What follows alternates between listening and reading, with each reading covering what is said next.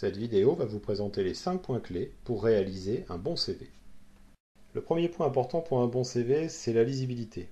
Il faut savoir qu'un recruteur va passer 30, 50 secondes sur votre CV maximum et il va faire un tri rapide qui va le classer en plusieurs tris. Donc intéressant pour l'entreprise, vous allez avoir un rendez-vous. Intéressant mais pas dans l'immédiat, ça peut être conservé. Et pas intéressant du tout, vous allez aller à la poubelle.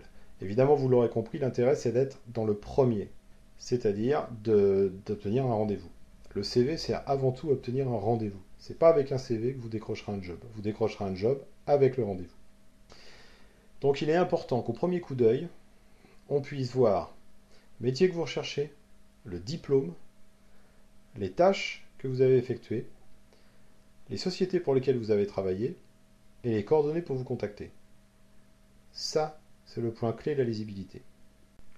Le deuxième point, c'est la présentation.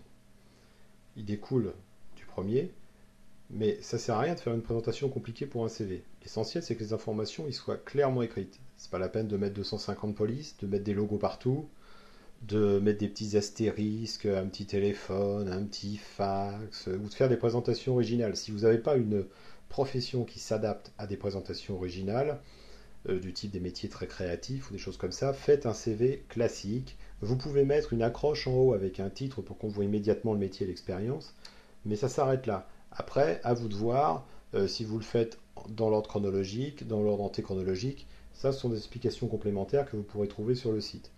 Mais il faut absolument rester sur une présentation classique, un format classique si vous avez un métier qui n'est pas un métier créatif et donc qui peut tolérer des choses un peu plus originales.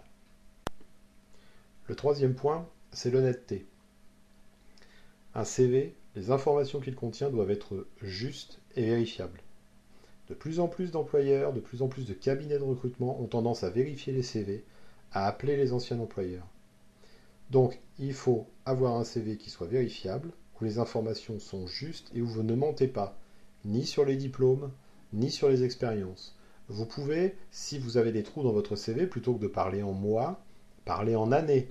C'est-à-dire une expérience que vous avez eue pendant 6 mois en année 2009, vous pouvez mettre 2009 sans préciser les mois et mettre telle expérience. Mais ne mentez pas, n'ajoutez pas des expériences ou n'ajoutez pas autre chose. En plus, avec tout ce qu'on a maintenant sur Facebook, sur Copains d'avant, sur Viadeo, sur tous ces forums où souvent vous avez des éléments que vous avez positionnés dessus, on peut très facilement regrouper les informations qu'on a sur vous. Donc, ne mentez pas, le CV doit être honnête et vérifiable. Le quatrième point, c'est la précision. Un employeur, ça ne l'intéresse pas de savoir que vous avez été secrétaire dans telle société de telle date à telle date. Ce qui l'intéresse, par contre, c'est ce que vous avez fait en tant que secrétaire, les tâches que vous avez effectuées.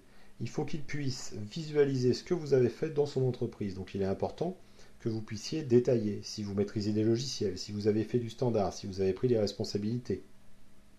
Ça, c'est important de le signaler. Et pour chaque type d'emploi, vous n'êtes pas obligé de répéter ce que vous avez fait dans chaque emploi. Si vous avez été secrétaire dans 10 entreprises différentes, vous pouvez grouper les expériences de secrétaire et grouper toutes les tâches que vous avez faites au sein d'un même bloc. Idem pour n'importe quel métier. Si vous utilisez une machine, si vous êtes capable de faire des plans, si vous êtes capable de programmer une machine, si vous êtes capable d'utiliser un ordinateur, de réparer tel type de voiture ou que sais-je encore, il est important de mettre toutes les tâches que vous avez effectuées dans chaque emploi.